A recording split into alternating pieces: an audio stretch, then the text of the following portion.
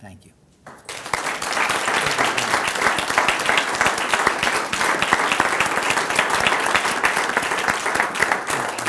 Thank you, John. Next, I'd like to have our District Attorney, Scott McNamara, say a few words. Scott? Thank you, Mayor. Thank you. Thank you.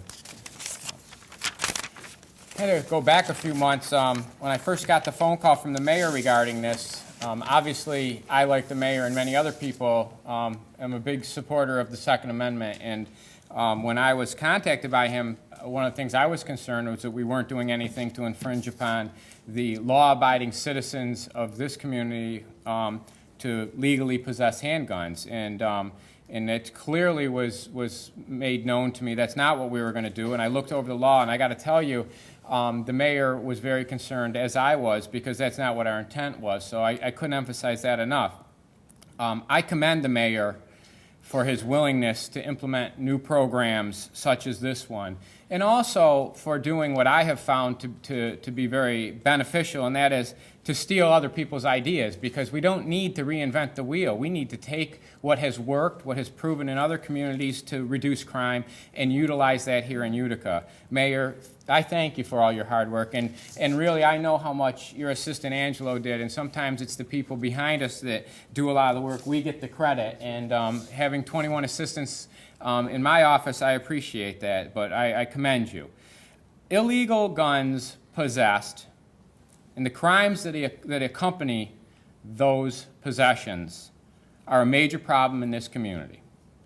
We continue to see, as a matter of fact, we have seen it in this year, the homicides that result from the illegal possession of handguns. One of the things that the mayor talked about, and one of the last times I stood at this podium almost 2 years ago, and I believe is one of the main reasons why we should have this law, is officer safety. I don't know if Tommy Lindsey would still be here today if we had this law, but I do know this. When Tommy Lindsey was standing next to that car with this law, he would have had the ability to know if the person he was talking to had ever had a prior conviction for a weapon.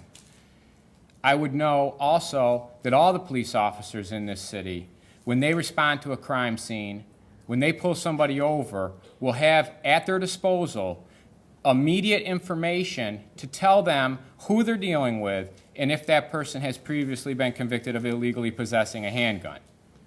That information is invaluable. Contrary to the public's belief, the police do not know that right now. The police do not have access to a person's criminal record when they pull them over on the side of the road or when they respond to a domestic incident report. This law will allow them to have that information at their disposal, and that will make their job much easier and, more importantly, much safer. Furthermore, this registration program will provide the public with a means of determining if people that are living next to them or in their community have previously been convicted of a weapons possession, illegal weapons possession. And why is that important? Well, I believe that's important because ultimately, what most of us do this job for is for our children and to make this community safer for our children and make this community a better place when we leave this earth. And this law is going to allow parents to find out if there's somebody in their community, just like the sex offender registration law, that will help protect them and their children as their children go out and play each day and do what children should be able to do, enjoy their freedom of being an American citizen. So Mayor, and I thank Mayor Bloomberg, although he's not here, and his staff, thank you very much for helping us on this. I look forward to this program, and I really hope that this works and Utica becomes even a better place to live. Thank you.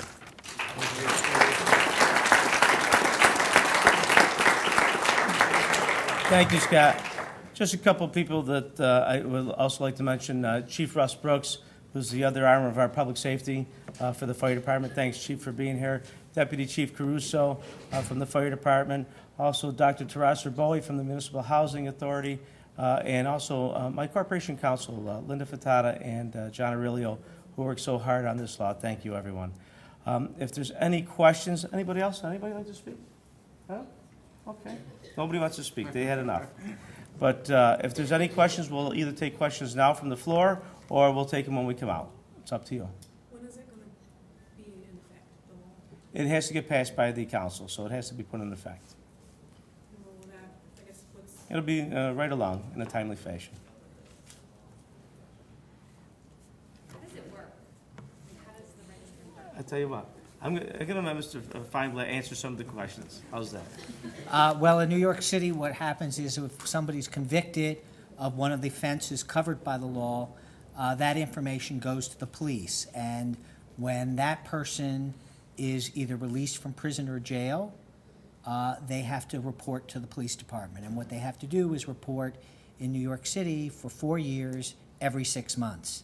And just like Megan's Law, which is a registry for sex offenders, they have to inform the police of where they live, whether they changed their address, what their work address is, basically contact information.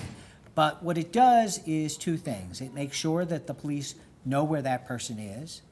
It makes sure that the offender knows they're being watched. And if somebody fails to register, or if somebody gives false information, that in itself becomes a basis for a violation and an arrest. So And like the sex offender registry, the public can go on and, different jurisdictions have done different things about public dissemination, and it will be up to you to decide that. But the most important elements are, we know where the offenders are, they know we're watching, and if they violate the rules, it's the basis for an arrest. And this is a group that recidivates more quickly, more violently than any other felony group. Any other questions? Okay. Thank you all for being here. Thank you.